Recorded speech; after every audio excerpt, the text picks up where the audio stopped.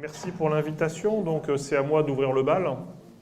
Ma première intervention va concerner la gestion des données à caractère personnel. Et puis, puisque c'est quand même aussi votre futur cœur d'activité, ou votre cœur d'activité pour certains, je vais faire un développement vers la question de la responsabilité des acteurs de l'entreprise par rapport au traitement des données à caractère personnel. Donc, de quoi on parle quand on parle de données ? On parle de ce qu'on appelle un bien immatériel. Donc, je vais tout de suite vous donner des éléments de vocabulaire qui va vous différencier des autres.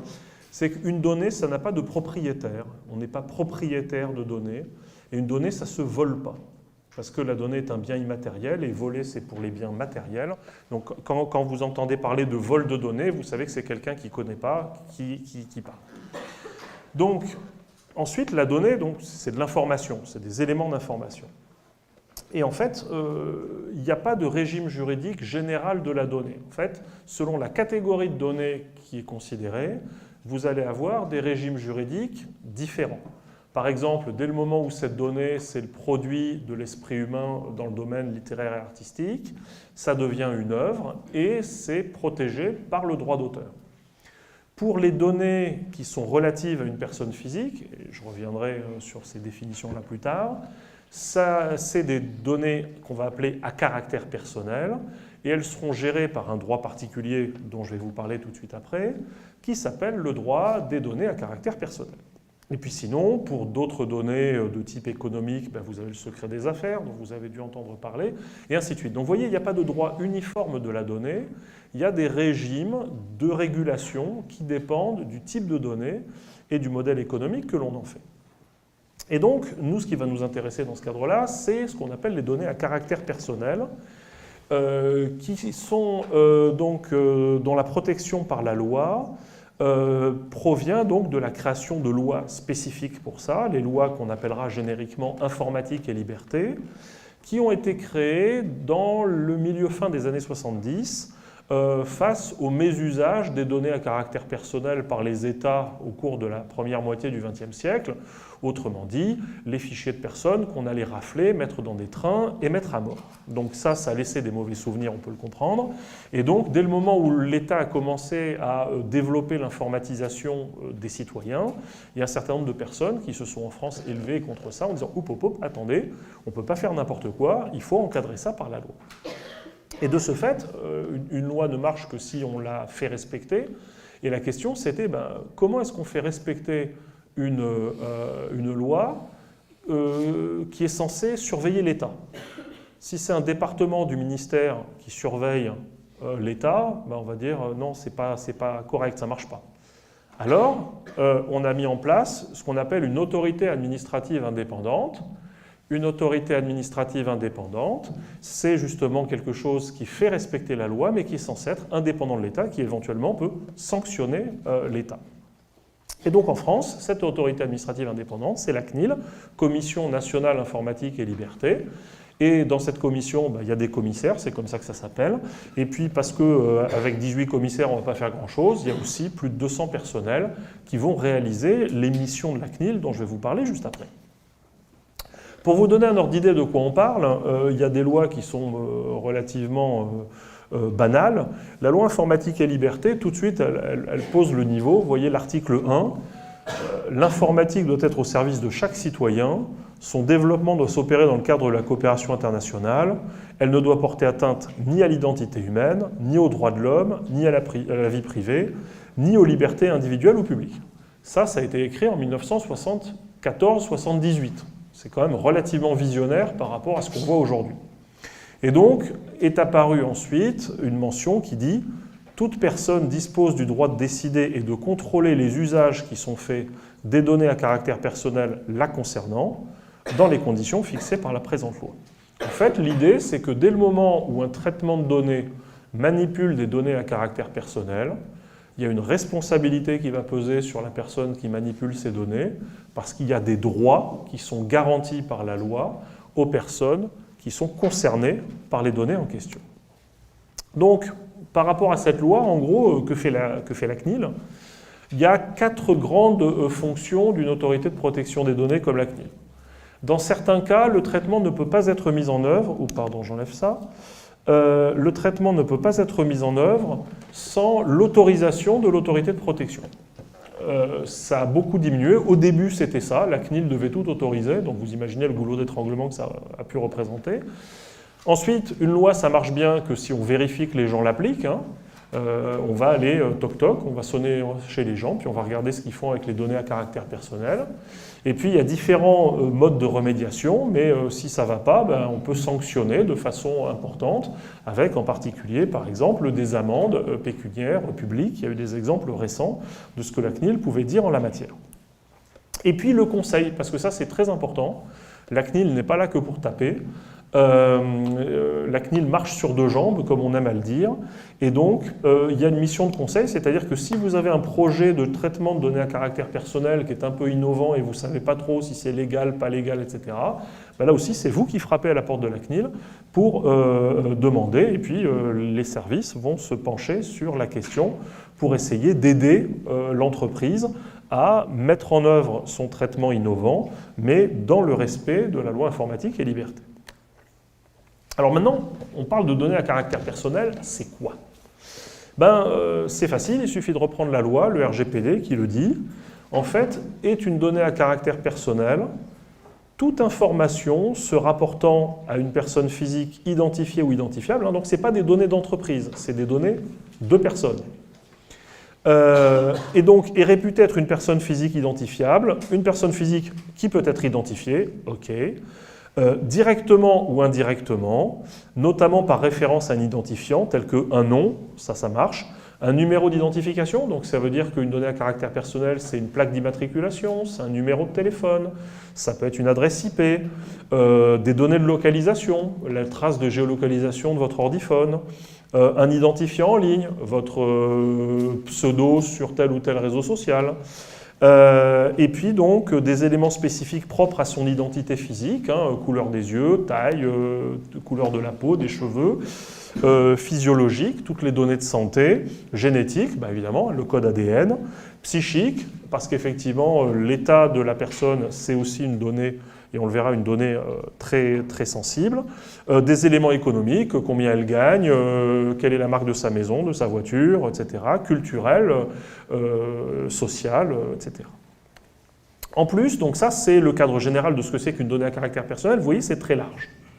Et puis justement parce que l'histoire a eu quelques errements extrêmement désagréables, il y a des catégories de données dont la protection est encore plus renforcée que la donnée à caractère personnel standard. C'est ce qu'on appelle les données sensibles, avec un article 9 qui dit comme ça, le traitement des données à caractère personnel, donc quelles sont les données sensibles, qui révèlent l'origine raciale ou ethnique, les opinions politiques, les convictions religieuses ou philosophiques, ou l'appartenance syndicale, ainsi que le traitement des données génétiques, des données biométriques aux fins d'identifier une personne physique, ça c'est la reconnaissance faciale par exemple, des données concernant la santé ou la vie sexuelle ou l'orientation, sont interdites. Donc par définition, il y a un principe d'interdiction du traitement de ces données-là, sauf cas extrême. Bien sûr, on ne va pas interdire aux hôpitaux de gérer les données médicales des patients, on ne va pas interdire à une association religieuse de traiter les données de ses membres, mais il va y avoir un contrôle beaucoup plus strict dès le moment où la donnée rentre dans cette catégorie. Donc en particulier, les bracelets connectés qui vous disent votre rythme cardiaque, machin, etc., et qui envoient tout ça aux États-Unis sur un serveur, données de santé, données sensibles, et on va renforcer le contrôle sur ces données-là, et donc le responsable de traitement devra prendre des garanties supérieures au traitement de données qui échappent à cette catégorie. Alors maintenant, qu'est-ce qui donne le droit de traiter des données à caractère personnel ? Eh bien, il faut que le traitement soit licite, et pour que le traitement soit licite, eh bien, il faut qu'un certain nombre de critères soient remplis. Sinon, vous n'êtes pas en conformité avec la loi. Donc d'abord, il faut que le traitement ait une finalité. Et cette finalité, donc, ça veut dire pourquoi vous allez traiter les données. Si vous dites « Oh, je ne sais pas, on est une start-up, on collecte les données de tout le monde et puis on verra ce qu'on fait plus tard », c'est non. Parce que la finalité, elle doit être déterminée, ça veut dire que dès l'origine, vous devez savoir pourquoi vous les collectez. Explicite, ça veut dire que vous devez informer les personnes de pourquoi vous les collectez. Et légitime, c'est parce qu'effectivement, il faut aussi que l'objectif visé soit conforme avec la loi. Si vous dites je veux de façon déterminée collecter les identités de tous les gens qui ont les yeux bleus et je vais leur dire pour les tuer après, vous voyez, c'est déterminé, c'est explicite, mais ce n'est pas légitime. Ça ramènera à la question de la base légale plus tard. Pour traiter des données, il faut qu'il y ait un responsable de traitement. C'est-à-dire, c'est pas, oh, ben, je sais pas, ben, c'est lui qui collectait les données, mais en fait, non, c'était lui. Non, il faut qu'il y ait quelqu'un qui soit responsable et qui prenne l'engagement devant la loi et devant les personnes que c'est lui qui va traiter et prendre soin des données concernées. Il n'y a pas de dilution de responsabilité. C'est un responsable de traitement qui doit être clairement identifié dès le début. Éventuellement, il y a un destinataire des données, parce que les données elles peuvent être collectées par quelqu'un pour quelqu'un d'autre. Par exemple, dans les radars, c'est une société privée qui prend les numéros des plaques d'immatriculation et qui envoie ça au service des amendes de l'État. Donc vous voyez, le destinataire des données, ce n'est pas le responsable de traitement. Un point important sur lequel les gens malheureusement achoppent, les durées de conservation. Une donnée à caractère personnel, elle doit toujours être collectée pour une durée fixée à l'avance. Ça peut être 2 ans, ça peut être 3 ans, ça peut être 2 semaines, ça peut être 90 ans, comme dans certaines données d'archives, de médicales et autres, mais il faut qu'il y ait une durée qui soit explicite. Et en fait, d'ailleurs, une bonne politique de gestion de la donnée, mes collègues en parleront, c'est qu'une donnée, elle est collectée, elle vit, et il faut savoir la faire mourir. Parce que de toute façon, ça ne sert à rien de collecter des données, les données se périment, et donc il n'y a pas d'intérêt à conserver des données, sinon mettre en danger les personnes. Les mesures de sécurité, bien évidemment, quand vous collectez des données sur les gens, vous n'allez pas mettre tout ça en accès libre sur le web. Malheureusement, si vous regardez un certain nombre de sanctions de la CNIL, c'est ce qui arrive parfois, donc c'est désagréable, mais vous voyez comment ça finit, mal. Donc il ne faut pas. Il faut mettre en partie vos moyens vers la vérification que les données sont gérées de façon sûre. Et puis, donc, comme les personnes, on a vu, ont des droits, il faut que vous permettiez l'exercice de ces droits. Il faut que la personne sache à qui s'adresser, donc il faut que vous l'informiez, il faut qu'elle ait un droit d'accès, un droit de rectification aux données si elles sont inexactes, voire même, dans certains cas, elle a le droit de s'opposer au traitement. Alors, ça ne marche pas partout, hein, désolé, mais les impôts, si vous leur dites « non, non, vous n'avez pas le droit de collecter mes données, je m'y oppose », ils vont vous dire « bah non, là, c'est la loi qui nous l'impose ». Et puis donc, effectivement, quand il y a des contrôles des autorités de contrôle, on va vérifier que tout ça a été bien coché. Et c'est s'il y a des problèmes, parce que les mesures n'ont pas été prises à l'avance de façon efficace, qu'il peut y avoir un risque de sanction par l'autorité de protection des données. Alors quand on parle de base légale, de raison pour laquelle on collecte des données, là aussi je vous ramène à l'article du RGPD qui va bien, il y en a 6. En gros, celle qui intéresse le secteur privé, ça va être le consentement. Il faut que les gens aient donné explicitement leur accord. Il faut que vous puissiez faire la preuve que vous avez bien recueilli de façon légale le consentement. Un consentement, ça veut dire que ça doit être un acte positif de la personne. Les cases précochées, ça ne marche pas. On peut en parler par rapport à l'actualité récente. Voilà. La nécessité pour l'exécution d'un contrat, si vous voulez vous faire livrer un lave-vaisselle et que vous dites au livreur « ah ben non, je ne veux pas vous donner mon adresse », le livreur va dire « si vous voulez que j'exécute le contrat, il va bien falloir me donner votre adresse ». Et puis, aussi, donc, les intérêts légitimes. Je saute, alors la sauvegarde des intérêts vitaux, vous avez bien compris, quand vous avez quelqu'un en train d'agoniser par terre, si vous voulez récupérer son groupe sanguin pour lui faire une transfusion, vous n'allez pas lui demander son consentement s'il est en train de mourir. Donc, vous voyez, mais parce que si les médecins le faisaient sans qu'il y ait cet article de loi, ils seraient dans l'illégalité à traiter les données de santé d'une personne sans son consentement. Mais heureusement, la loi a mis en place la sauvegarde des intérêts vitaux, pour que justement les médecins soient au clair pour essayer de sauver les gens. C'est bien, c'est pas mal. Voilà, et donc l'intérêt légitime, dans certains cas, il y a quelqu'un qui va pouvoir traiter vos données sans votre consentement. On peut penser particulier aux filtres anti-spam, qui lisent vos courriels sans que vous leur ayez donné le consentement, mais c'est pour vous protéger. Donc, quand un filtre anti-spam va lire les données de quelqu'un pour les sécuriser vis-à-vis de quelqu'un d'autre, il n'a pas demandé le consentement, ce n'est pas un contrat parce que vous n'avez pas passé de contrat avec votre fournisseur d'accès Internet, mais c'est l'intérêt légitime de tout le monde que ça marche bien si vos données ne sont pas réutilisées pour autre chose. Si la personne qui prétend lire vos courriels pour faire de l'anti-spam s'en sert pour faire de la pub, on est dans le détournement de finalité, et là aussi, ça risque de mal se passer. Donc voilà, vous avez entendu parler du RGPD. Alors, les gens qui disent « oulala, il va falloir se mettre en conformité avec le RGPD », je vous rassure, respirez bien, ça fait 40 ans que vous étiez en violation de la loi informatique et liberté. Donc, voilà, vous pouvez prendre un peu plus de temps, mais pas beaucoup, parce que de toute façon, un jour, on se fait attraper. Donc, quelle est l'idée du RGPD? Je vais passer rapidement. Au départ, il fallait que l'autorité autorise tout. Maintenant, c'est un régime un peu plus de liberté, c'est-à-dire que les gens vont pouvoir dire qu'ils font des traitements de données à caractère personnel et il y aura un contrôle a posteriori, ce qu'on appelle un régime répressif, c'est-à-dire qu'on n'interdit rien mais on réprime a posteriori, sauf dans des domaines extrêmement sensibles comme la santé. Un cadre harmonisé au niveau de l'Union européenne, le but c'est de faire collaborer ensemble les autorités de protection européennes, vous allez commencer à en entendre parler, et puis aussi avec cette application extraterritoriale qui fait que en fait, la protection de la loi s'applique à toute personne sur le territoire de l'Union européenne, y compris vis-à-vis donc d'entreprises qui fournissent un service qui, elles, sont situées en dehors de l'espace européen. Donc si une entreprise veut faire du business avec des Européens, elle doit respecter la loi européenne, même si l'entreprise est en dehors du territoire de l'Union européenne. C'est ce que dit le RGPD. Voilà, on renforce le consentement par rapport aux anciennes lois, c'est beaucoup plus explicite. La portabilité, j'en parle pas. Le fait qu'il faut réfléchir dès le début à protéger la vie privée des gens quand on conçoit des logiciels ou des traitements, ça va sans dire, mais finalement ça va mieux en le disant.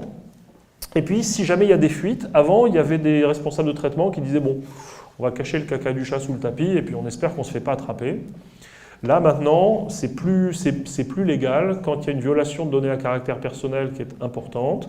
Je ne vais pas rentrer dans les détails, mais il faut notifier l'organisme de protection des données. Ça devient une obligation. Et pour un certain nombre d'acteurs, il faut une personne qui supervise les traitements, ce qu'on appelle le délégué à la protection des données, qui est une personne qui a pour rôle d'être le gardien de la donnée au sein de l'entreprise ou de l'administration. Donc, qu'est-ce que ça veut dire pour un responsable de traitement? Vous, en entreprise, qui gérez des données à caractère personnel. Il faut que tous les traitements soient identifiés et déclarés dans un registre des traitements. C'est-à-dire que quand l'autorité de contrôle arrive, il faut lui montrer le registre des traitements. Et si elle trouve un traitement qui n'est pas dans le registre, ça ne va pas bien se passer. Si le traitement est un peu corrosif, un peu dangereux, il faut, avant de le mettre en œuvre, réfléchir à ce qu'on fait. Ça s'appelle une analyse d'impact sur la protection des données. Je ne vais pas détailler. Quand vous recueillez le consentement des gens, faut prouver que vous l'avez valablement recueilli. Ce n'est pas évident, mais c'est pour ça qu'il faut faire les choses correctement. Il faut bien informer les personnes de leurs droits. Il faut bien mettre en place les procédures pour l'exercice des droits. Si vous dites « vous avez le droit d'écrire à telle adresse » et que personne ne répond, ça n'ira pas non plus. Gérer le contrat avec les sous-traitants. Il y a eu des décisions récentes de la CNIL qui ont attaqué un responsable de traitement alors que c'était le sous-traitant qui avait fait une bêtise. Et en fait, non, il faut rendre le sous-traitant directement comptable de ce qui se passe. Donc ça suppose une vigilance plus importante du responsable de traitement vis-à-vis des sous-traitants avec lesquels il travaille. Quand les données partent en dehors de l'Union européenne, il faut faire très attention. Le délégué à la protection des données, j'en ai parlé. Et les violations de données, j'en ai parlé aussi. Je ne veux pas prendre trop de temps. Donc ça, je vais passer derrière. Et je vais venir donc sur ce qui vous concerne, le numérique et les entreprises. Donc, en gros, clairement, maintenant, toutes les entreprises sont confrontées à la transformation numérique. D'abord parce que pour certaines, ça conduit à un changement de modèle économique massif.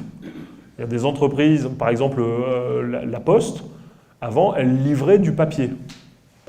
Maintenant que le papier est en train de disparaître, la Poste est en train de devoir changer radicalement son modèle d'affaires et c'est pour ça que vous la voyez plutôt faire du service à la personne puisqu'elle a des agents qui maillent le territoire et auxquels les gens font confiance.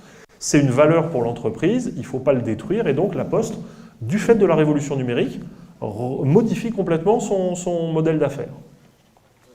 Il y a les agrégateurs, pensez aux agrégateurs qui permettent de louer des chambres. Toutes les chaînes hôtelières sont masquées par des agrégateurs qui arrivent et qui captent la valeur.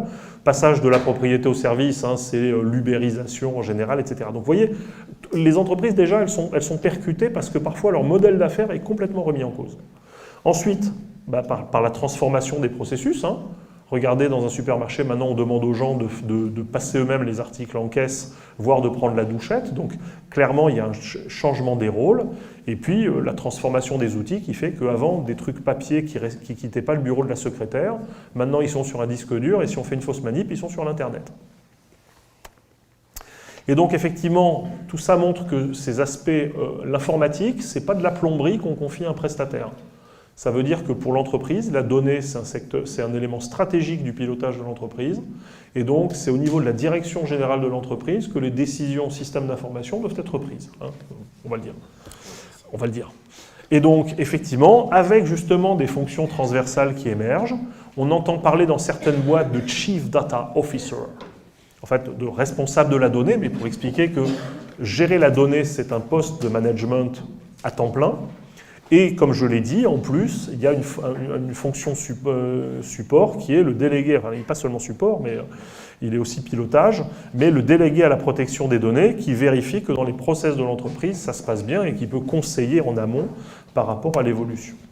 Et donc effectivement, là où j'en viens, c'est que la gestion des données, c'est l'affaire de tous, et donc c'est plus simplement du ressort de la fonction informatique, et l'ensemble des personnels doit être sensibilisé, doit être formé aux enjeux juridiques et techniques de la gestion de la donnée, de la gestion de l'information, ce que j'appelle une hygiène numérique. Hein. Oh, je trouve la jolie clé USB par terre, ben non, je ne la mets pas sur mon ordinateur. C'est pas bien. C'est pas bien, non pas parce que vous pourriez voir les trucs des autres, mais parce que dessus, il peut y avoir un virus, il peut y avoir des tas de choses qu'on a mis exprès pour que vous le ramassiez. Il y a plein de trucs, de règles d'hygiène numérique qu'il faut apprendre, et sur le traitement des données à caractère personnel en particulier. Donc clairement, la fonction informatique joue un rôle central, mais il faut maintenant voir la gestion de la donnée et de l'information comme une fonction transversale qui impacte l'ensemble des secteurs de l'entreprise. Voilà, j'en termine ici. Donc les enjeux pour l'entreprise, vous l'avez compris, c'est le respect des obligations légales, sinon après c'est pas bien, ne serait-ce qu'en termes d'image, mais après ça peut encore être encore moins bien. Ce qui impose donc de mettre en œuvre une politique de gestion de la donnée, données à caractère personnel, mais pas que, et c'est là-dessus où je passe la main à mes collègues de table. Donc je vais vous faire cette présentation dans le cadre de CyberEdu. Donc la formation, comme disait Madame Burgala, a été labellisé récemment CyberEdu. Donc on va voir rapidement pendant la présentation en quoi consiste CyberEdu, et puis on va voir des contenus qui vont vous sensibiliser un petit peu sur les besoins de sécurité et le besoin que ce ne soit pas une priorité de l'informatique ou du service informatique, mais bien comme le disait François Pellegrini, un besoin managérial qui impacte l'ensemble des activités de l'entreprise. Donc d'abord, je voudrais remercier Mme Burgala pour son invitation pour cette conférence.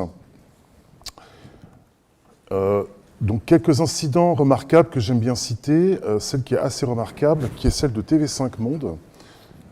TV5 Monde, donc vous avez un outil de production de l'image, donc audiovisuelle, de télévision qui est mondial et qui est impacté à cause d'une manipulation sur Twitter. Alors cela est possible parce qu'il y avait une absence totale de politique de sécurité des systèmes d'information, donc pas de management de la sécurité de l'information dans la structure de TV5 Monde, pas de culture de sécurité des employés de TV5 Monde et pas de cloisonnement entre les usages. Donc on n'utilise pas un compte Twitter personnel pour faire de la communication d'entreprise. Stuxnet, qui est, vous pouvez vous documenter sur Internet à propos de Stuxnet, qui est une attaque remarquable et qui a nécessité des besoins étatiques. Je ne rentrerai pas dans les détails. Simplement, on remarque à nouveau qu'avec profusion de moyens de deux États assez pointus en termes de pénétration de systèmes d'information, il a fallu simplement l'utilisation d'une simple clé USB pour dérégler les automates des centrifugeuses d'enrichissement d'uranium de l'Iran qui sont basées sur des technologies Siemens.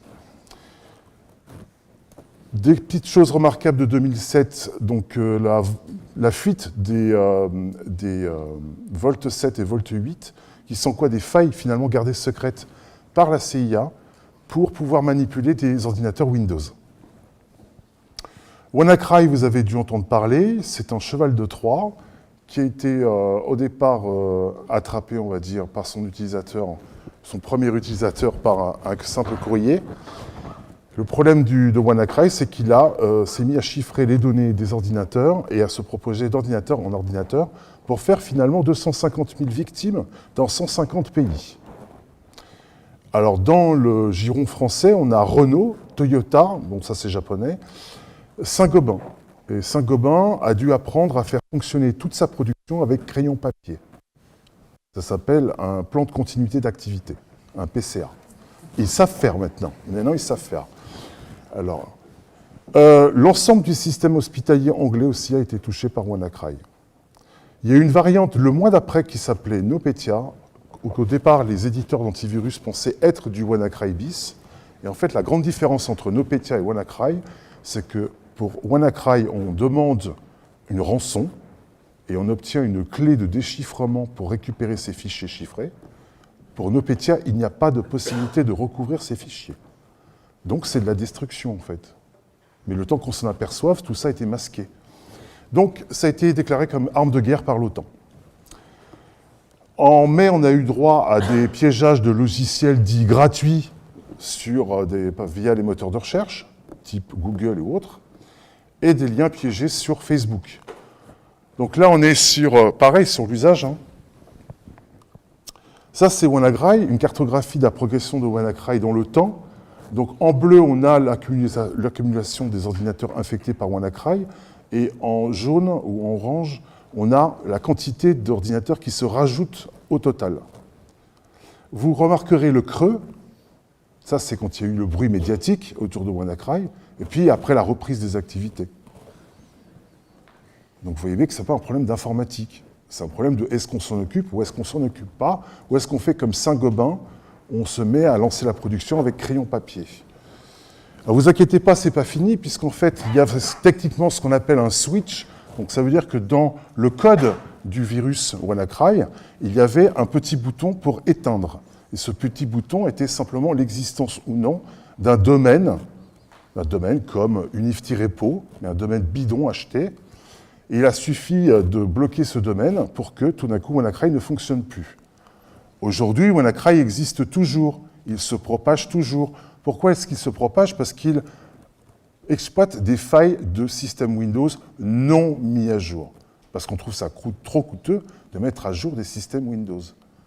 Le problème, ça sera qu'est-ce qui se passera quand le fameux nom DNS va revenir, le nom de domaine?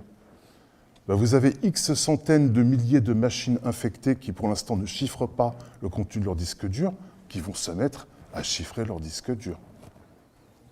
Parce qu'on ne s'est pas occupé de ces machines. Donc la question finale est, combien est-ce que cela va-t-il coûter en fin de compte? Combien est-ce que ça aurait coûté si on s'en était occupé au départ? 2013, un cas remarquable de Yahoo qui se fait truander de 1 milliard de comptes.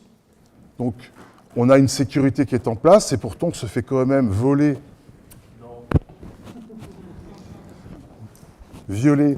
1 milliard de comptes. Que peut-on remarquer? L'absence de chiffrement. Donc ça veut dire qu'on s'est contenté de mettre 2 cloisons de plâtre, et puis si les données fuitent, ben, c'est pas grave. Deep Analytics, 1,1 milliard de données des lecteurs qui fuitent à cause d'une absence de chiffrement. Alors, quand on dit directement, indirectement, identifiable, on pense à, en fait, croisement de bases de données. C'est ce qui s'est passé pour le cas de rançonnement de Apple, lorsque, en fait, le groupe Turkish Crime Family a croisé des bases de données qu'il a fini par accumuler et reconstituer un ensemble de fichiers clients. Là, vous avez un cas intéressant. C'est très mignon, mais ça fait peur parce que ça touche nos enfants. Voilà, donc on conçoit des objets qui collectent des données. On ne sait pas comment. Et en plus, ces peluches sont hackables, on peut les attaquer. Et on peut même s'amuser à diriger son enfant pour aller ouvrir la porte d'entrée, parce que la peluche lui parle. Et donc, lui propose d'aller ouvrir la porte d'entrée si on est son ami. Ça, c'est Strava. Donc, si vous faites du jogging et vous utilisez de l'équipement Strava, ça permet d'identifier, là c'est aux États-Unis, mais c'est pas mal aussi au Moyen-Orient, les bases des militaires des États-Unis. On a la même sur Pau, en fait, et Bordeaux. Ça, c'était hier. Donc ça, c'est de la géolocalisation qui est enregistrée par Strava, avec votre consentement, bien sûr. Donc là, c'est le petit mot du... Donc vous avez le Forum international de la cybersécurité qui se tient à Lille. Il vient de finir, c'était le 22 janvier, qui est un forum très intéressant. Et en 2016, il y a eu le mot du délégué ministériel aux industries de la sécurité et la lutte contre la cybermenace, qui nous explique qu'en fait, on se projette vers on parle d'industrie 4.0, de smart city, d'impression 3D, d'intelligence artificielle, que la digitalisation du monde est en marche et constitue aux yeux de nombreux observateurs une troisième révolution, après l'invention de l'imprimerie et la révolution industrielle. La transformation qui en résultera ne pourra reposer au-delà du caractère innovant que sur des bases de sécurité et de confiance. Sécurité parce qu'on ne le bâtit pas sur du sable, et confiance parce que l'usage qui sera fait des technologies et des données qu'elles véhiculent ne doit pas être mis entre toutes les mains. Donc, security by design, sécurité pensée dès la conception, ça fait partie du RGPD. Tel est l'enjeu pour les années à venir. Voilà, donc ici, je vous fais un petit slide sur l'organisation de la sécurité des systèmes d'information en France, au niveau étatique. Très simplement, vous avez, depuis 2013, en fait, à peu près, l'Agence nationale de la sécurité des systèmes d'information, qui dépend du secrétaire général de la Défense et de la Sécurité nationale et directement du Premier ministre. Avant, ce service était une simple direction centrale et elle n'avait pas autorité sur l'ensemble des ministères. Là, elle a autorité sur l'ensemble des ministères et elle propose des règles à appliquer pour la protection des systèmes d'information de l'État. Elle vérifie la bonne application de ces mesures. Elle accompagne les opérateurs d'importance vitale. Alors, qu'est-ce qu'un opérateur d'importance vitale? C'est tout ce qui concourt au bon fonctionnement du pays. Donc, ça va être l'énergie, les transports, ça va être les banques, des acteurs de ce type. Forme les professionnels, qualifie des produits, donc des produits sensibles comme les cartes à puce, les lecteurs de cartes à puce, les logiciels de chiffrement, les pare-feux. Donc voilà, vous avez un lien en dessous. Sous chaque ministère, donc là j'ai pointé celui de l'enseignement supérieur et de la recherche, mais c'est pareil pour chacun des ministères, vous avez un service du haut fonctionnaire de défense et de sécurité, celui qui va s'occuper d'appliquer les mesures Vigipirate par exemple, mais dans celui de la recherche, ça va être aussi la protection du potentiel scientifique et technique, donc tout ce qui est laboratoire de recherche. Et dans ce service, il y a le fonctionnaire de sécurité des systèmes d'information auquel chaque ministère doit rendre compte en termes d'application d'une politique de sécurité de l'État. Pour vous parler un petit peu de Cyberedu, Cyberedu est né d'un appel d'offres qu'a lancé l'ANSSI donc en 2014. Et une fois, ça a été remporté par l'Université de Loire, Bretagne-Loire et Orange Business Service, qui ont organisé en fait la production d'une mallette pédagogique, et ainsi que 5 colloques pour présenter cette mallette à des enseignants. Donc il y a eu 5 colloques de 3 jours, 125 enseignants présents. Et cette mallette pédagogique se constitue essentiellement de 4 modules. Module 1, dont je vais survoler les contenus de notions de base. Un module 2 d'hygiène informatique. Un module 3 qui est plus technique, qui est sur tout ce qui est réseau et applications. Et un module 4 que je vais survoler également sur le management de la cybersécurité. Vous avez un lien vers cette mallette pédagogique. Le module 1, donc ça c'est le plan de cours du module 1, les enjeux de la sécurité DSI, les besoins de sécurité, les notions de vulnérabilité, de menaces d'attaque, le panorama des quelques menaces, le droit des technologies d'information et de communication et l'organisation de la sécurité en France. Je vais simplement survoler la partie 1 sur ce module de base et rappeler un petit peu qu'est-ce qu'un système d'information. C'est un ensemble de ressources destinées à collecter, classifier, stocker, gérer et diffuser les informations, donc au sein d'une organisation. Et le mot-clé, c'est information. Donc, il ne faut plus qu'on parle d'informatique, il faut bien qu'on parle d'information. Et c'est aujourd'hui devenu le nerf de la guerre dans toutes les entreprises, administrations et organisations. Donc, le système d'information est un outil qui doit permettre de faciliter les missions de ces organisations.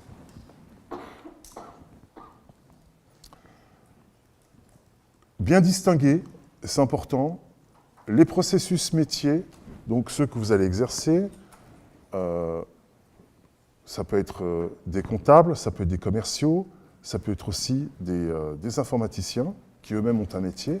Et en dessous, les éléments qui permettent de réaliser ces métiers. Donc on parle d'actifs primordiaux et d'actifs supports.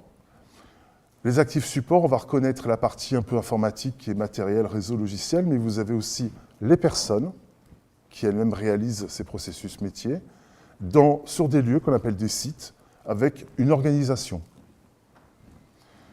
Donc la sécurité du système d'information consiste donc à assurer la sécurité de l'ensemble de ces biens. Donc la sécurité a pour objectif de réduire les risques pesant sur le système d'information et pour limiter leurs impacts sur le fonctionnement et les activités métiers des organisations.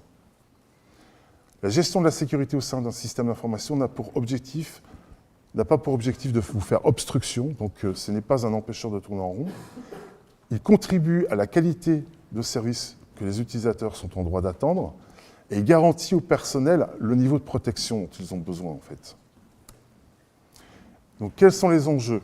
Vous avez en cas de défaillance de cette sécurité des impacts financiers, des impacts à l'image ou à la réputation, on en a parlé tout à l'heure, des impacts juridiques et réglementaires, vous pouvez être poursuivi, des impacts sur le fonctionnement interne, des impacts organisationnels. Évolution de l'image un petit peu du pirate, années 80-90, on voyait ça comme des bidouilleurs. De nos jours, en fait, ce sont des structures organisées. On parle de cyberdélinquance, avec des individus qui sont attirés par l'appât du gain, des activistes, des gens qui ont des motivations politiques ou religieuses, des concurrents directs à votre entreprise, des fonctionnaires d'autres États ou des mercenaires qui agissent pour des commanditaires. Alors pourquoi est-ce que les pirates s'attaquent au système d'information? Pour des gains financiers possibles. Donc ils accèdent à l'information qu'ils peuvent monétiser et revendre. Ça va être des emails, l'organisation interne de l'entreprise, des fichiers clients, des mots de passe, des numéros de compte bancaire. Pour cela, ils vont utiliser des ressources. Donc la bande passante, les espaces de stockage, donc l'hébergement de musique, de films piratés, etc.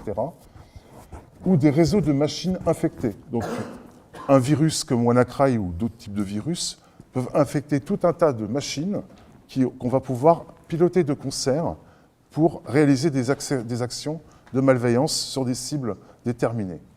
Donc c'est ce qu'on appelle le déni de service. Pour faire tomber un site web précis, on peut embrigader des centaines de milliers de machines et leur donner ordre de consulter ce site et par là même le faire écrouler. Ça s'appelle un déni de service. Faire des modifications de données, faire de l'espionnage industriel, concurrentiel ou étatique. Donc la nouvelle économie en cybercriminalité, vous avez maintenant différents étages d'acteurs. Vous avez des groupes spécialisés dans le développement de programmes malveillants. Il y a même des outils pour développer des programmes malveillants. Donc du génie logiciel. Vous avez des groupes en charge d'exploitation ou de commercialisation de services permettant de réaliser des attaques informatiques. Donc vous, avec votre carte bleue, vous pouvez acheter du déni de service pour faire tomber un site précis. Vous avez un ou plusieurs hébergeurs qui vont stocker des contenus malveillants. Alors soit ils sont malhonnêtes, soit eux-mêmes ont été piratés, ils ne le savent pas. C'est qu'ils contrôlent mal leur serveur. Alors, je vais encore me faire reprendre. Des groupes en charge de vente de données, pas volées mais violées, principalement des données de cartes bancaires. Mais maintenant, aujourd'hui, on parle de... Donc, vous avez vu que WannaCry, les fichiers vont être chiffrés. Si vous voulez les récupérer, on vous fait chanter. Donc, on n'a pas touché à la donnée. On l'a pas touché. On ne l'a pas extorqué ou violé. On l'a violé. Si, on l'a violé. Enfin, pas au sens volé, comme c'est dit ici, qui est mal dit ici, en fait. Voilà. Et bref, on a des intermédiaires financiers pour collecter l'argent dans des réseaux organisés sous forme de mules. Alors, ce slide a été écrit en 2014. Aujourd'hui, on entend beaucoup parler de Bitcoin. hein, donc on va utiliser de la monnaie virtuelle pour se faire rétribuer.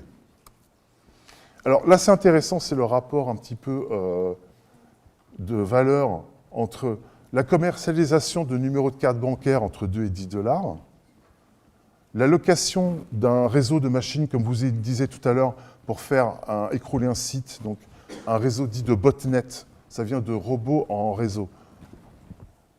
Robot Network, botnet, 5 $.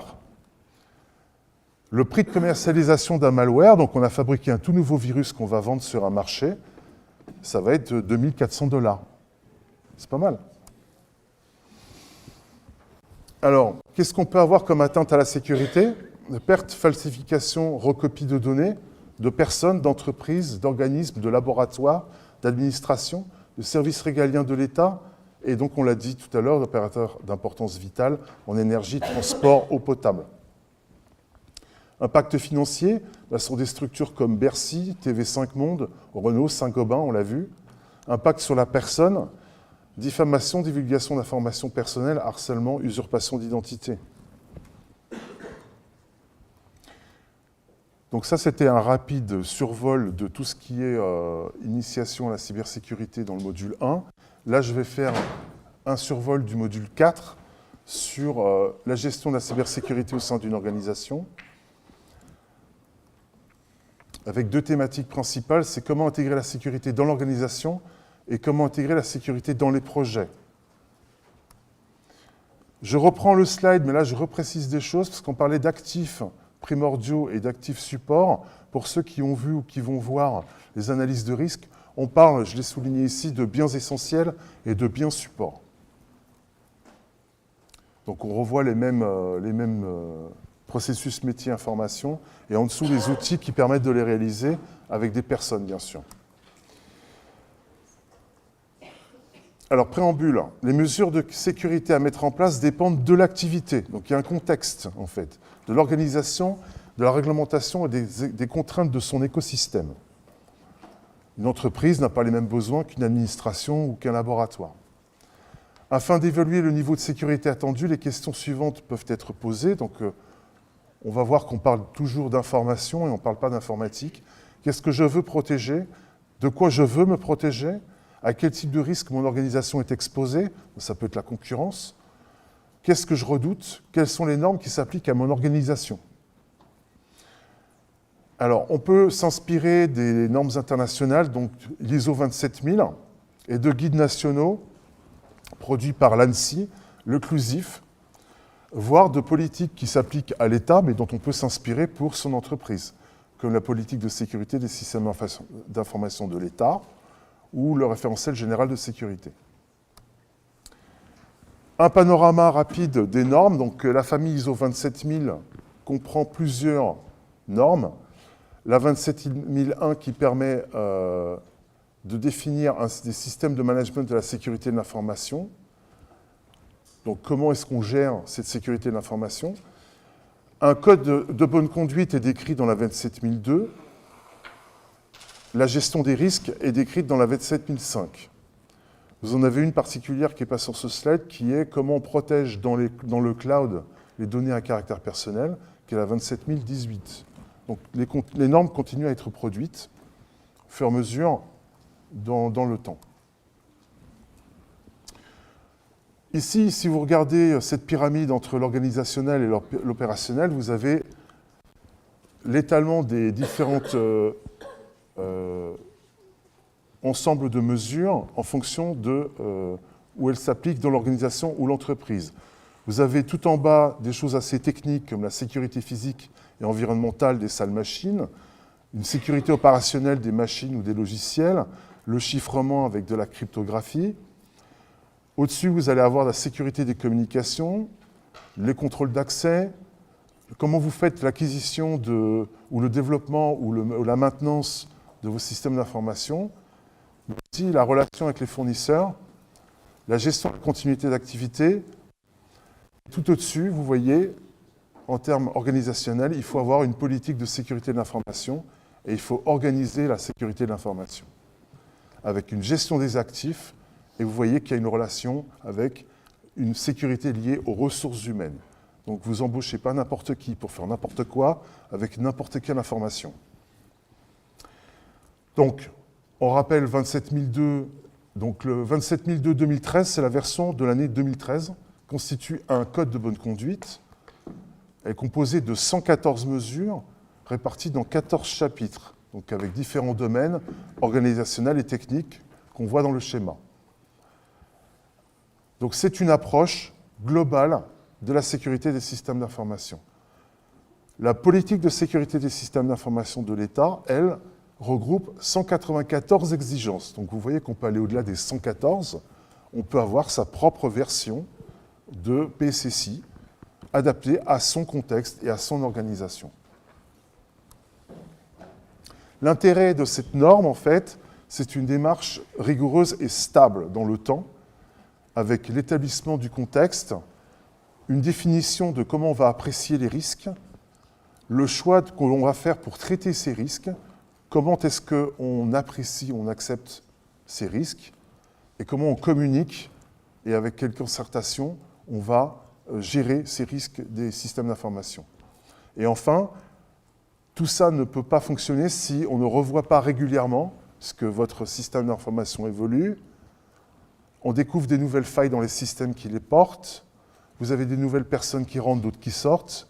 Il y a des choses que vous n'avez pas identifiées. Donc il faut surveiller, identifier les incidents, les documenter, les remonter et faire une revue des risques régulière.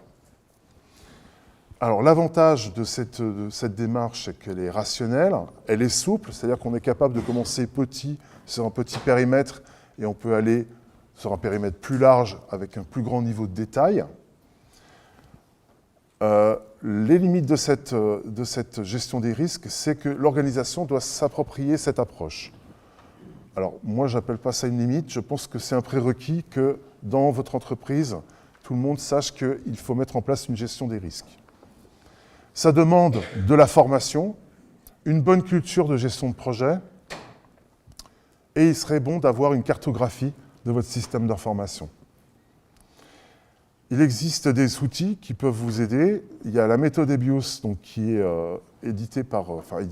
mise en ligne par l'ANSSI. Il y a même le club EBIOS pour faire évoluer la norme. Vous avez la norme, l'outil MEARI qui est un outil sous tableur. Et puis dans le cadre du RGPD, la CNIL a produit un outil d'analyse de risque qui s'appelle le PIA, qui est un logiciel qui s'installe et qui fonctionne très bien. De rien. Notion dans la méthode d'analyse de risque EBIOS, on dit qu'un risque est en fait un scénario avec un niveau donné, vous voyez les couleurs, je sais qu'il y a beaucoup d'informations, le rouge de niveau donné renvoie au bas avec gravité et vraisemblance. On va le revoir dans les slides suivants. Combinant un événement redouté, c'est le vert, avec un ou plusieurs scénarios de menace, c'est le violet. D'accord ? Le vert, c'est la partie métier, processus métier, je l'ai rappelé plusieurs fois tout à l'heure, c'est les biens essentiels. La partie violette, c'est la partie de l'informaticien. D'accord ? C'est la partie technique. Donc, biens essentiels, c'est une information ou un processus jugé comme important pour l'organisme. Un exemple, le processus de génération des offres commerciales. Le besoin de sécurité, c'est des notions extrêmement simples. C'est la notion de disponibilité, de confidentialité, d'intégrité. Je n'ai pas parlé d'informatique. L'impact, c'est quelle est la conséquence directe si un besoin de sécurité n'est pas satisfait. Par exemple, la divulgation d'une offre commerciale peut faire perdre un marché. Un événement redouté, ça peut être, donc c'est un scénario, je vais prendre tout de suite l'exemple, un journaliste parvient à obtenir le budget prévisionnel de l'organisme, jugé confidentiel, c'était le besoin de sécurité, et publie l'information dans les médias. Il est très méchant. Le bien support. Le bien support, c'est le bien technique sur lequel repose le bien essentiel. La menace, ça va être, par exemple, l'écoute passive d'un canal informatique ou de téléphonie, la modification d'un logiciel. Donc là, on est sur la partie technique. La vulnérabilité, ça va être, comme on a dit tout à l'heure, une faille dans un système qu'on n'a pas corrigé.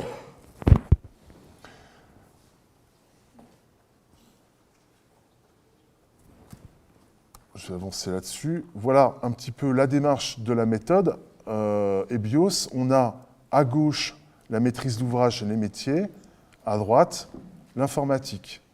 On va mettre en correspondance les biens essentiels, les processus métiers, avec quoi on les réalise d'un point de vue outil technique, avec le besoin de sécurité en disponibilité, intégrité, confidentialité. L'événement redouté, on l'a vu tout à l'heure, on va le revoir juste après, c'est ce que redoute le métier. Et le scénario de menace, c'est l'exploitation d'une faille d'un système Windows qui n'aura pas été corrigé et qui fait que cet événement redouté se réalise. Avec, il y a une vraisemblance. Est-ce que c'est possible? Ben oui, le système Windows est exposé 24 heures sur 24 sur Internet, une gravité donc, et un impact. Événements redoutés possibles, exemple d'événements redoutés, déformation ou avilissement du support de communication, le site web. La divulgation de la liste des clients et de leurs coordonnées et de leurs factures. La divulgation d'informations confidentielles. Comme scénario de Modas, vous avez comme exemple la modification, la défiguration du contenu du serveur web. La version du logiciel web était vulnérable, n'a pas été corrigée et a été attaquée par des pirates depuis Internet. On est bien sur le technique. L'accès illicite à la base de données client en exploitant, il y a une coquille, depuis Internet des failles connues du système de gestion de base de données utilisé. La communication d'informations confidentielles par un usage non maîtrisé d'un réseau social. Donc là, on n'est pas forcément sur l'informatique, mais on est bien sur un canal de communication. Voilà le type de scénario qu'on peut reprendre. Le bien essentiel ici pour la divulgation d'informations. Pardon, je reprends. On est sur le scénario du parti politique, donc le contenu du site du parti politique est le bien essentiel. On veut qu'il reste intègre. En fait, il a été attaqué, puisque le serveur hébergeant ce site avait une vulnérabilité, il a été attaqué et défiguré. Donc c'est le cas qu'on décrivait tout à l'heure. Donc le texte de la défiguration encourage les visiteurs des sites à voter pour le parti adverse.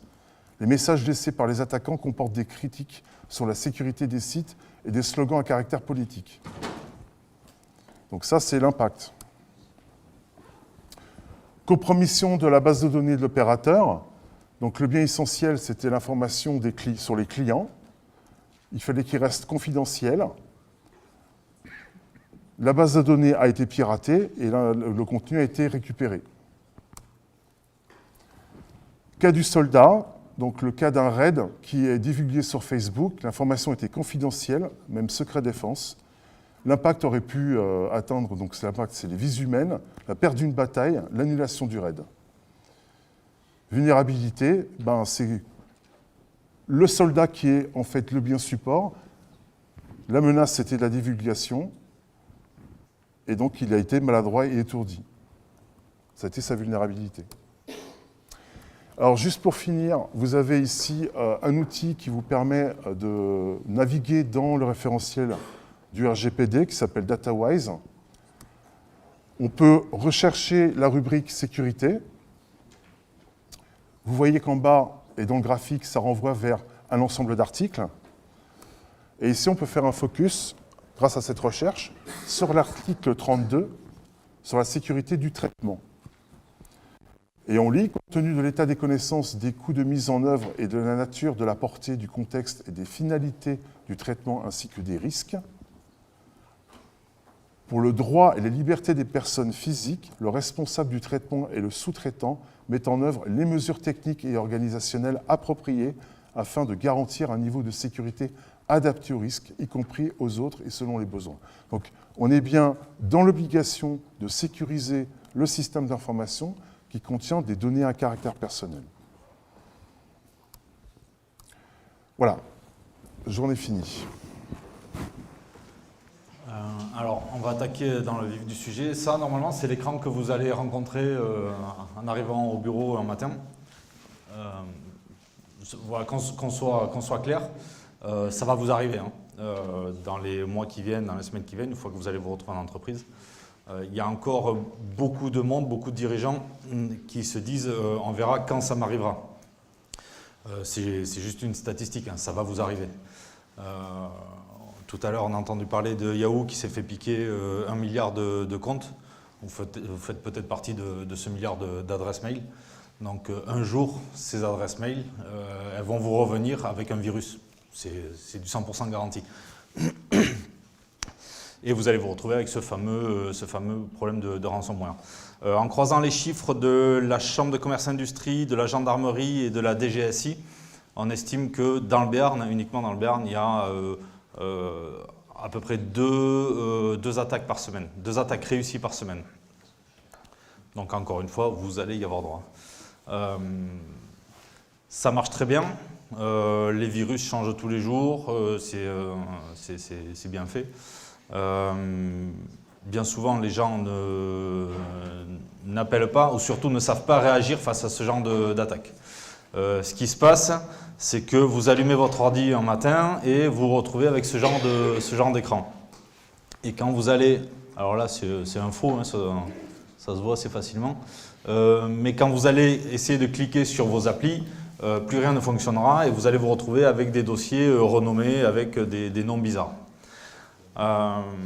Plus rien ne sera lisible et vous allez avoir ce petit mot sympa qui vous dit merci de bien vouloir me rappeler et puis on s'arrangera pour la suite.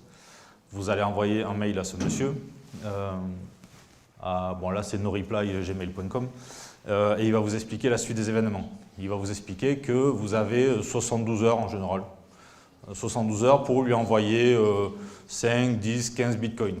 D'accord, on en a parlé tout à l'heure. Le bitcoin aujourd'hui, je ne saurais pas dire combien il est aujourd'hui. Combien ? 2008 ? Voilà, 2008. Petite subtilité, la rançon elle est négociable. Si jamais vous avez besoin de payer, c'est négociable. Donc là, c'est à partir de ce moment-là que la panique commence à s'installer dans l'entreprise.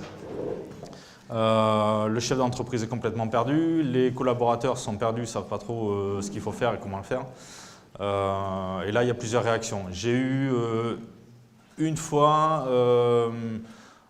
une personne qui m'a appelé le jeudi qui m'a expliqué qu'en fait, ça faisait 4 jours qu'ils étaient vérolés depuis le lundi. Sauf que l'informaticien qui s'était pris pour un petit génie essayait de casser le code depuis le lundi. D'accord ? Pour les spécialistes, c'est de l'AES 256. Si vous arrivez à casser ça, vous pouvez tout de suite aller bosser pour la NASA. Hein. D'accord ? C'est juste pas possible. C'est inviolable. Donc ça ne se casse pas, ce code. Donc le but du jeu, les mesures préventives, on essaye d'isoler la machine, d'accord, pour pas que le virus se propage. Le virus, il va arriver par mail. Il va arriver par mail, en général le vendredi soir, ça marche bien. La veille des congés, ça marche bien aussi. Vous allez cliquer sur la fameuse pièce jointe qui dit demande de devis, qui dit voilà, qui ressemble à quelque chose de facturation, qui ressemble à quelque chose de normal. Vous allez l'ouvrir parce que vous avez pris l'habitude et puis jamais personne ne vérifie la véracité des adresses mail. Si je vous envoie une adresse mail seb.casté ou seb-casté, vous ne vérifierez jamais si ça vient vraiment de moi. Donc ça marche très très bien. J'en veux pour preuve, à la CCI, on fait une formation pour les créateurs d'entreprises. Et je leur fais une mini sensibilisation d'1 heure. Et pendant cette sensibilisation, je leur dis que je leur parle de ces virus et de ces fausses adresses mail. Et je leur dis que dans les jours qui viennent, une semaine, 10 jours, je vais leur envoyer un mail avec marqué demande de devis dessus et que ce sera un virus. Croyez-moi ou non, une fois sur 2, ils ouvrent le mail. D'accord ? Parce que quand on est créateur d'entreprise, qu'on cherche du business, quand il y a marqué demande de devis, vous allez tous ouvrir le mail. D'accord ? Tout le monde se fait avoir. D'accord ? Il y a des gens qui expliquent très bien ça. Il y a des spécialistes du fonctionnement du cerveau qui se sont penchés sur cette problématique. Voilà, ça fait partie des biais, des mauvaises habitudes également qu'on a pris. Hein. Aujourd'hui, on manipule tellement l'électronique au quotidien qu'on ne fait plus attention à la sécurité. En entreprise, il faut vraiment changer ça. Tout à l'heure, il y a la formation qui a été abordée. Il faut sensibiliser les personnels, il faut former les personnels. Donc la réaction à avoir, une fois qu'on a passé le temps de panique, qu'on a hurlé autour du bâtiment pendant un quart d'heure parce qu'on ne sait plus quoi faire, on se pose un petit peu, on appelle son informaticien qui normalement doit avoir les premières bonnes réactions. Donc on isole la machine pour empêcher que le virus continue à se propager. On l'isole du réseau, je veux dire. On laisse l'alimentation électrique, d'accord, puisque l'alimentation électrique permettra aux forensiques, à la police, à la gendarmerie de conserver la preuve, de travailler sur la preuve. Okay. Souvent, on expliquait jusqu'à il n'y a pas longtemps qu'il fallait surtout tout débrancher et isoler la machine. On l'isole du réseau et on laisse l'alimentation électrique. Et ensuite, il va se passer une chose très simple, c'est qu'on va faire une analyse de risque en 2 minutes 30. On va voir avec le chef d'entreprise quelles informations il a perdues. Et la valeur de cette information-là. Normalement, il a fait une cartographie, on en a parlé aussi, la cartographie de son système d'information. Pour l'instant, je ne l'ai jamais vu. Honnêtement, hein, quand on arrive dans une entreprise avec des arguments comme ça, on est une charge, on est une unité de coût, on n'est pas une unité de revenu. D'accord ? C'est pour ça que j'aime bien cet argumentaire sur le coût de la cyber. Il ne faut plus le calculer comme ça maintenant. D'accord ? Ça doit faire partie des charges de fonctionnement de l'entreprise. C'est plus une unité de coût. Vous êtes obligé d'investir dans la sécurité de votre système d'information. D'ailleurs, l'ANSSI préconise entre 3 et 5% du budget SI à la sécurité. Ce qui est déjà pas mal. Ça fait un peu moins que l'amende de la CNIL si vous ne respectez pas, si vous n'êtes pas en conformité RGPD, mais c'est déjà pas mal. C'est n'est pas une autorité administrative indépendante.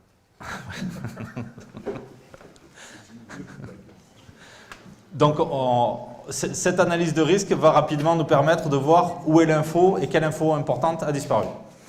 Question numéro 2, où se trouve l'information? Et là, on demande au chef d'entreprise de quand date sa dernière sauvegarde.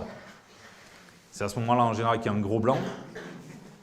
Mon record, il est de 5 ans quand même. C'était en septembre 2018. La dernière sauvegarde datait de 2013. Voilà.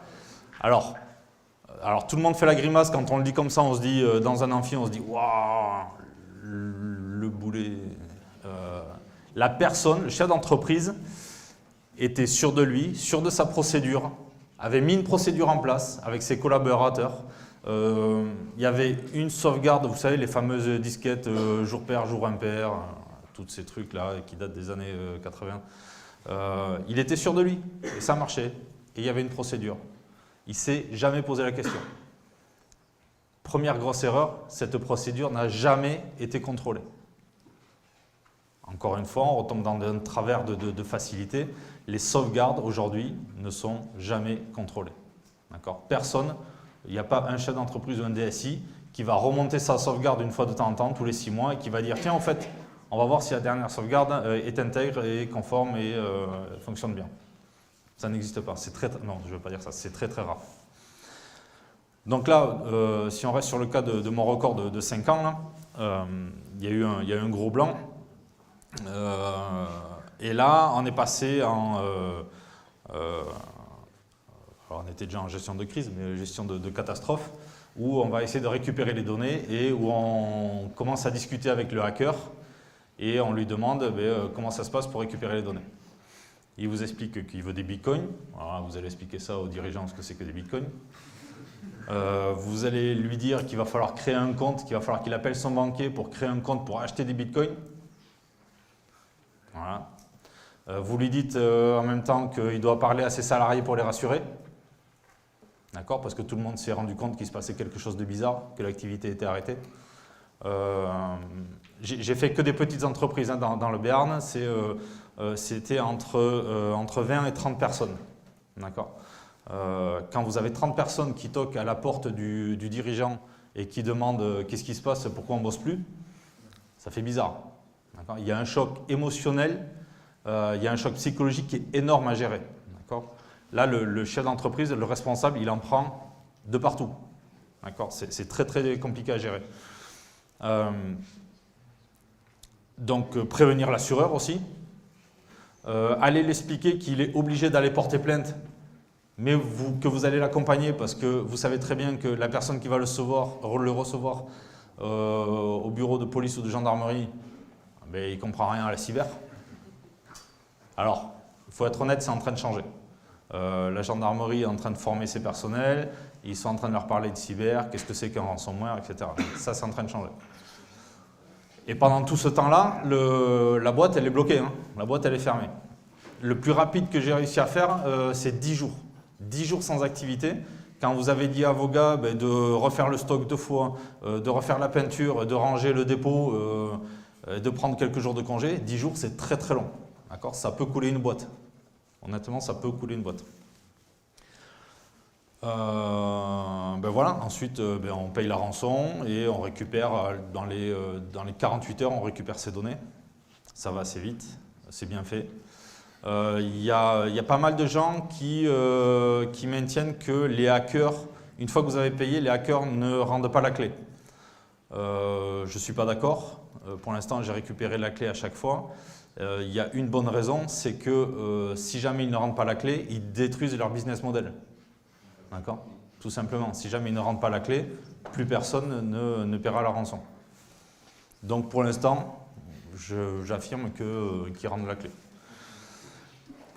Et il y a un petit jeu qui est assez, pas sympa, pas rigolo, mais un peu cynique. 15 jours après, 15 jours, hein, jour pour jour, 15 jours après, vous recevez un mail avec un virus dedans, signé du même hacker. Et il vous dit, je vous avais prévenu. D'accord ? Alors sur les fois où je suis intervenu, systématiquement, 15 jours après, il est revenu. Et en disant, vous n'aviez qu'à faire votre sauvegarde, je vous avais prévenu. C'est pour votre bien que je fais ça, vous auriez dû faire une sauvegarde. On va dire, telle quantité d'informations perdues. Là, en l'occurrence, il y avait 5 ans de fiches articles. Il y avait tous les fichiers clients et il y avait un autre fichier qui avait de la valeur, les prix d'achat. 3 gros fichiers qui, pour lui, avaient beaucoup de valeur. On a calculé combien de fichiers. On a calculé combien de temps ça allait prendre pour tous les ressaisir, avec le risque d'erreur de saisie. Ça se comptait en mois. On avait calculé, je crois que c'était 3 personnes sur plus de 12 mois, au SMIC. Et le risque d'erreur, ça coûtait plus cher que la rançon. Donc la décision a été prise, pour ce cas-là, de payer la rançon. L'analyse de risque, elle est là pour ça. Si c'est une rançon à 500 € ou si c'est une rançon à 50 000 €, ce ne sera pas la même... Alors qu'on soit d'accord, j'assume mon discours, hein, c'est le discours de Sébastien Castet à la Chambre de commerce et d'industrie de Pau. Si vous écoutez tous les institutionnels, ils vous diront qu'il ne faut surtout pas payer la rançon. Je suis d'accord avec eux. Il ne faut surtout pas payer la rançon. Mais quand il y a 30 personnes, 30 salariés et une boîte à faire vivre ou survivre, ben, dans la vraie vie, vous payez la rançon. Mais au niveau assurance, ça se passe comment ? Ça ne se passe pas en fait. Les assurances sont en train de prendre, depuis 1 voire 2 ans, sont en train de prendre cette problématique en charge. Alors il faut faire attention avec les assurances, ils jouent un petit peu sur les mots. Si l'assureur vous rembourse l'intervention d'un cyberspécialiste pour vous faire l'audit et vous dire quel virus vous a infecté, pas la peine de payer, d'accord ? Donc attention, ils sont en train il n'y en a pas beaucoup, hein. Aujourd'hui il y a 2-3 assureurs qui s'intéressent au sujet, qui deviennent de plus en plus sérieux et qui ont des clauses de plus en plus solides, mais lisez bien les clauses. Exactement. En fait, ça va être ça. Et puis les clauses vont être mises en parallèle des mesures de protection que vous aurez mis. Ils vont vous imposer des mesures. Voilà. Donc, première chose à faire, vigilance du personnel. On est d'accord que vous allez tous cliquer sur cette fameuse pièce jointe. Néanmoins, vous le ferez maintenant, vous serez un petit peu plus méfiant. Quoi qu'on vous dise, si vous faites partie des paranos qui pensent que les sociétés d'antivirus sont également les créateurs de virus, même si vous pensez ça, maintenez vos antivirus à jour, d'accord ? Maintenez vos logiciels à jour. On est d'accord qu'un antivirus va vous protéger d'un virus qui a déjà été identifié il y a quelques jours, il y a plusieurs jours, d'accord, et que c'est une mise à jour. Le virus qui a été créé la veille, il ne va pas vous en protéger. Néanmoins, il va quand même vous protéger des virus un peu plus vieux. Et ensuite, la seule solution qu'on ait aujourd'hui pour se protéger du ransomware, c'est la sauvegarde et la sauvegarde. Il n'y a que ça. D'accord ? On ne sait pas faire autrement. Alors, porter plainte, oui, il faut le faire. Ça ne va pas vous aider à récupérer votre argent. On ne va pas retrouver le méchant hacker. Mais ça nous aide à maintenir des stats et des tendances sur le type d'arnaque, le type de virus, le type de technologie, les tendances géographiques ou temporelles.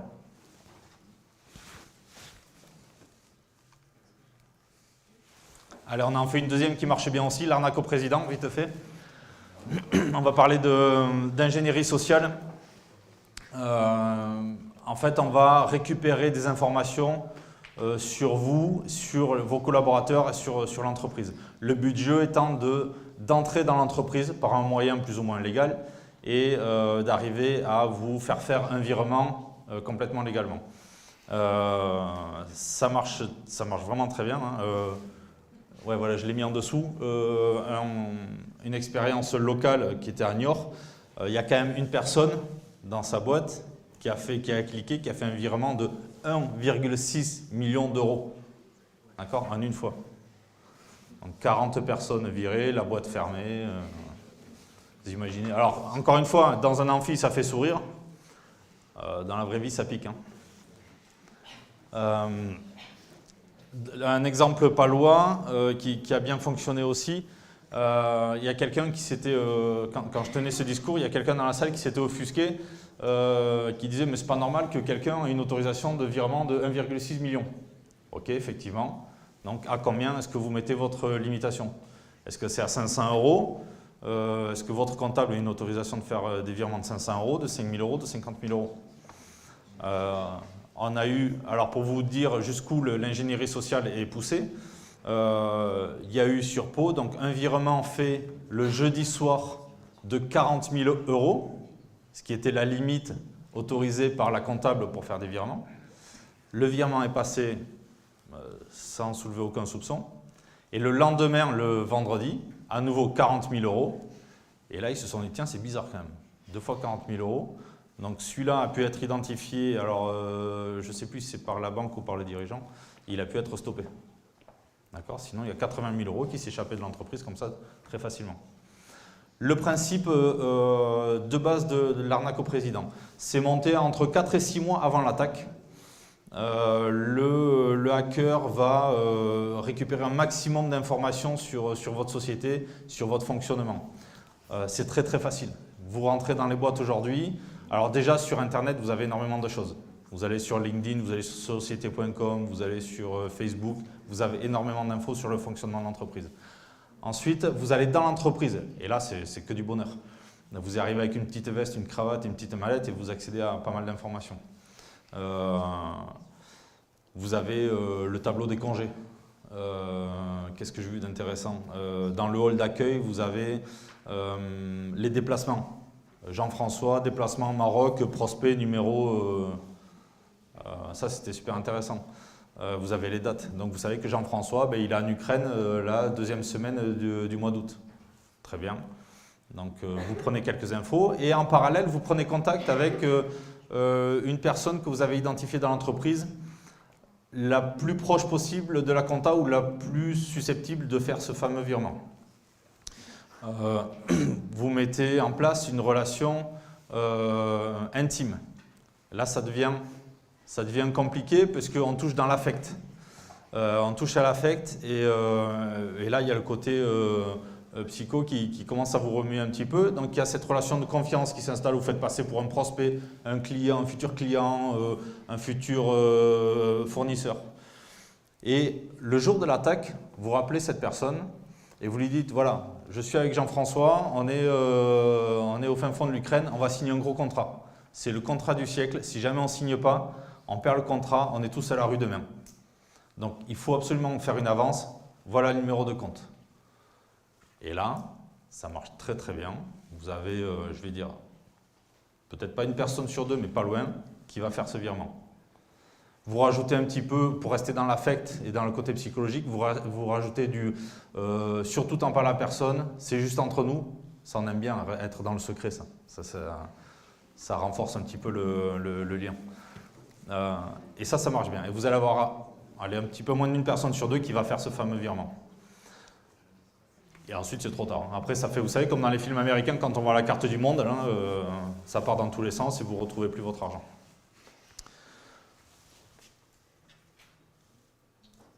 Financier. Ah oui, image réputation, j'en ai pas parlé. Très peu d'entreprises en parlent de ces attaques ransomware ou arnaque au président parce que on n'est pas fier en fait, on s'est fait avoir et on est persuadé que ça va avoir un impact sur l'image de l'entreprise. Ça peut avoir un impact sur l'image de l'entreprise. Aujourd'hui, on arrive à faire comprendre aux chefs d'entreprise que c'est normal de se faire attaquer, ils vont tous se faire attaquer un jour ou l'autre. Donc, il y en a de plus en plus qui témoignent. C'est pour ça qu'aujourd'hui, au moins dans le Béarn, on est capable d'en parler plus facilement. On les pousse un petit peu à témoigner. L'image, je ne suis pas sûr que vous perdiez un marché parce que vous avez Saint-Gobain tourne très bien. Hein. D'accord, ça marche bien pour eux. Donc, impact sur les emplois et l'activité, le chiffre d'affaires. Bon, voilà, ça c'est évident. C'est un gros problème. Plus gros impact psychologique sur la personne qui a cliqué. Qui a fait le virement. C'est bien là, non? Non, parce que je peux encore tenir. Encore un peu? La cartographie, je ne vais pas m'attarder dessus parce qu'on en a déjà parlé longuement. Cartographie, c'est ce qui n'est jamais fait, mais c'est ce qui vous permettra d'identifier cette information sensible ou stratégique et ce qui vous permettra de la protéger ensuite. Si vous ne commencez pas par ce travail de cartographie, ce sera impossible de la protéger. C'est toujours très compliqué d'identifier cette info. J'ai encore des gens qui me disent « Non, mais moi, il n'y a rien de stratégique chez moi, il n'y a rien de sensible. » C'est faux. C'est faux. Dans une entreprise, vous avez tous un savoir-faire, un savoir-être, un produit, un plan, une recette qui a de la valeur et qui fait vivre l'entreprise. Ça peut être l'expérience d'un technicien qui est là depuis 30 ans. Ça peut être les plans de la fusée Ariane. Ça peut être votre grille tarifaire. Il y a forcément une information qui est à protéger. Si ça peut vous aider à l'identifier, cette information, demandez-vous si elle est détruite, si elle est perdue ou si elle est publiée, si elle est diffusée dans le public, elle va mettre à mal l'activité de l'entreprise. Voilà, à partir de là, si ça répond oui, c'est que si vous répondez oui à cette question, c'est que c'est une entreprise sensible et une information sensible qu'il faudra tenter de protéger. Alors, histoire de faire monter un petit peu la parano, vol, perte de données ou d'ordinateur, ça j'aime bien. On n'est pas dans James Bond, néanmoins on est au XXIe siècle et ça arrive. On n'est pas dans un monde de bisounours. On va chercher à vous piquer votre information. On va chercher à vous voler de l'information parce qu'on veut faire du business. Non. Violer. Donc ça arrive. Alors c'est pas normal, c'est illégal, hein, d'accord. Néanmoins, ça arrive. Les transports, vous avez tous vu cette fameuse photo dans le TGV ou dans le Rallye où on voit quelqu'un en train de travailler sur son ordi avec en gros marqué confidentiel sur sa présentation. Celui-là, il est bien. Les hôtels, alors le Wi-Fi j'aime beaucoup. Dites-vous qu'à chaque fois que vous utilisez votre téléphone et que vous avez un port ouvert vers l'extérieur, Wi-Fi, Bluetooth, c'est également une porte d'entrée vers votre téléphone. Alors avoir le Wi-Fi ou le Bluetooth ouvert en continu, à part pour vous pomper les batteries, je ne vois pas l'utilité. Ça marche bien parce qu'on est crédule, parce qu'on n'y est pas sensibilisé. Maintenant que vous allez voir un port USB, vous allez vous méfier. Et c'est très bien. Les salons, les conférences, le meilleur endroit pour récupérer de l'information, c'est dans un salon ou une conférence. Les gens, ils sont là pour parler de leur projet. Alors, on peut passer après, c'est bon ? Ça, c'est les solutions qu'on propose. Donc, beaucoup de formation, beaucoup de sensibilisation. La partie gestion de crise. Voilà.